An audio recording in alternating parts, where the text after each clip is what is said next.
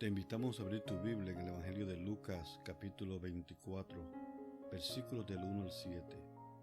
Leemos la palabra con la bendición del Padre, del Hijo y del Espíritu Santo. Amén. El primer día de la semana, muy de mañana, vinieron al sepulcro trayendo las especias aromáticas que habían preparado y algunas otras mujeres con ellas. Y hallaron removida la piedra del sepulcro y entrando, no hallaron el cuerpo del Señor Jesús.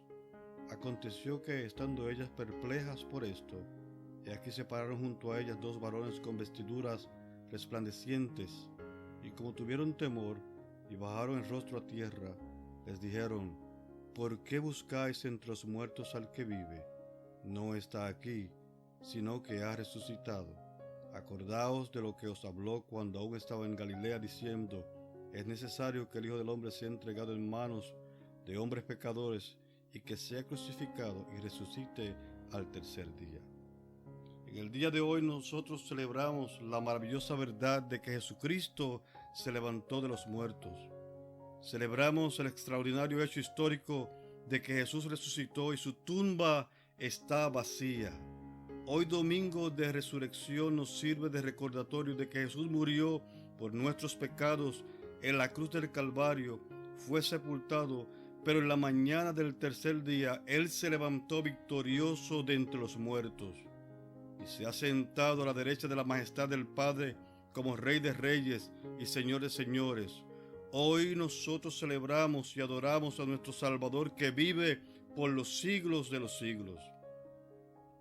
Unos días antes, precisamente viernes, María se encontraba con sus ojos hinchados de tanto llorar al ver a su hijo colgando de una cruz. Los discípulos estaban corriendo en toda dirección como ovejas que no tienen pastor. Pero eso fue el viernes y el domingo se acercaba. Los cínicos miraban al mundo y para ellos todo era igual. Lo que ellos no sabían era que eso fue el viernes, pero se acercaba el domingo. Había muchos que se encontraban devastados por la crucifixión y muerte de Jesucristo. Había muchos corazones quebrantados el viernes. Solo podemos imaginar la desesperanza que embargaba a aquellos que habían caminado, que habían seguido, conocido y amado a Jesús. El llanto y los sollozos de muchos se podía oír en toda Jerusalén aquella noche. Pero eso fue el viernes y el domingo se acercaba. Pienso en los discípulos. Con toda probabilidad, ellos se sentían solos en el mundo, confundidos. Aquel en el cual ellos habían puesto toda su esperanza ya no estaba.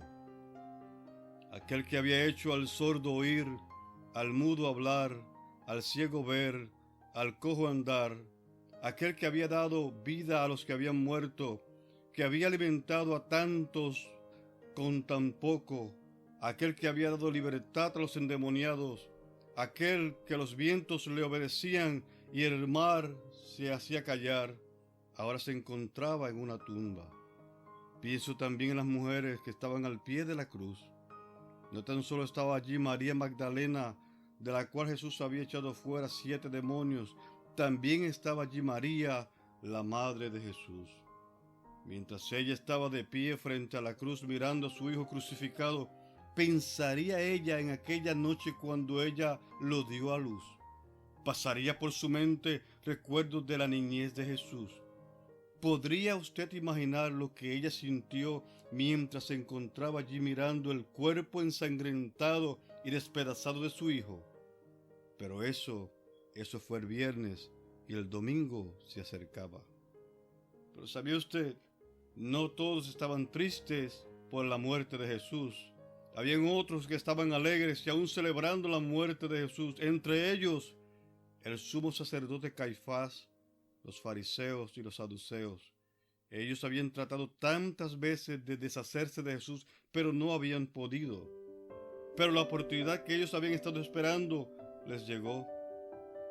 Uno de los discípulos de Jesús, llamado Judas Iscariote, vino al sumo sacerdote y le dijo: ¿cuánto me pagan si los ayudo a atrapar a Jesús?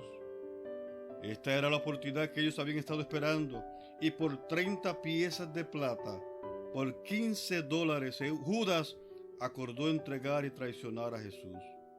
Y así Judas traicionó al Maestro en el huerto de Getsemaní, donde le arrestaron los líderes religiosos, y estos los llevaron al sumo sacerdote y con el Sanedrín lo condenaron a muerte. Algunos de ellos le escupieron el rostro, otros le abofetearon la cara, otros le dieron puñetazos, y no faltaron los que se mofaron y se burlaron de él. En la mañana del día siguiente le llevaron a Pilato y Pilato emitió la sentencia de muerte. Los líderes religiosos comenzaron a alegrarse y a felicitarse unos a otros, celebrando el veredicto, pero en lo que ellos menos pensaban era que era viernes y el domingo se acercaba. También había alguien que, aunque no le oímos hablar, usted puede estar seguro que estaba detrás de todo lo que estaba aconteciendo. Satanás fue la energía de aquella multitud que gritaba: «¡Crucifícale! ¡Crucifícale!». Satanás fue el que plantó los pensamientos criminales en la mente de los políticos y líderes religiosos. Satanás fue el que entró en Judas para que traicionara a Jesús. Satanás fue el que susurró las mentiras en los oídos de aquellos falsos testigos en el juicio contra Jesús. Él también había estado buscando la oportunidad de destruir a Jesús. Desde que supo que Jesús nacería de una virgen, él comenzó su campaña para exterminar a Jesús. Satanás fue el que estuvo detrás de la muerte de todos los niños inocentes que murieron cuando el rey Herodes dio la orden de ejecución. En el desierto, mientras Jesús se encontraba ayunando, él trató de hacer caer a Jesús. Hasta se atrevió a ofrecerle todos los reinos de la tierra si Jesús se postraba y le adoraba. Como un león esperando la oportunidad para atacar y devorar a su presa, así también se encontraba Satanás para atacar y destruir a Jesús. Cuando aquella multitud gritaba: «¡Crucifícale! ¡Crucifícale!», puedo imaginar Satanás riéndose con su risa diabólica. Y cuando Jesús respiró su último aliento de vida, imagino cómo todos los demonios del reino de las tinieblas comenzaron a celebrar, llenos de júbilo, la muerte de aquel a quien ellos temían tanto. Por los pasillos infernales había regocijo y tal vez decían unos a otros: lo vencimos, triunfamos». Pero eso fue el viernes y el domingo se acercaba. ¿Qué significa la resurrección? Significa que hoy es domingo, que nuestra fe no es en vano, que nuestros pecados han sido perdonados, que no iremos al infierno, que el cielo es nuestra morada eterna, que Jesucristo está vivo y viene otra vez. Todo pasó el viernes, pero llegó el domingo. Y al llegar el domingo, Jesús se levantó de entre los muertos, venció la muerte, venció la tumba, venció al diablo, venció a los demonios, venció a todos sus enemigos y ahora es Rey de Reyes y Señor de Señores. Y ante su presencia se tiene que doblar toda rodilla de los que están en los cielos, en la tierra, debajo de la tierra, y toda lengua tiene que confesar que Él es el Señor. Jehová te bendiga y te guarde. Jehová haga resplandecer su rostro sobre ti y tenga de ti misericordia. Jehová alce sobre ti su rostro y ponga en ti paz.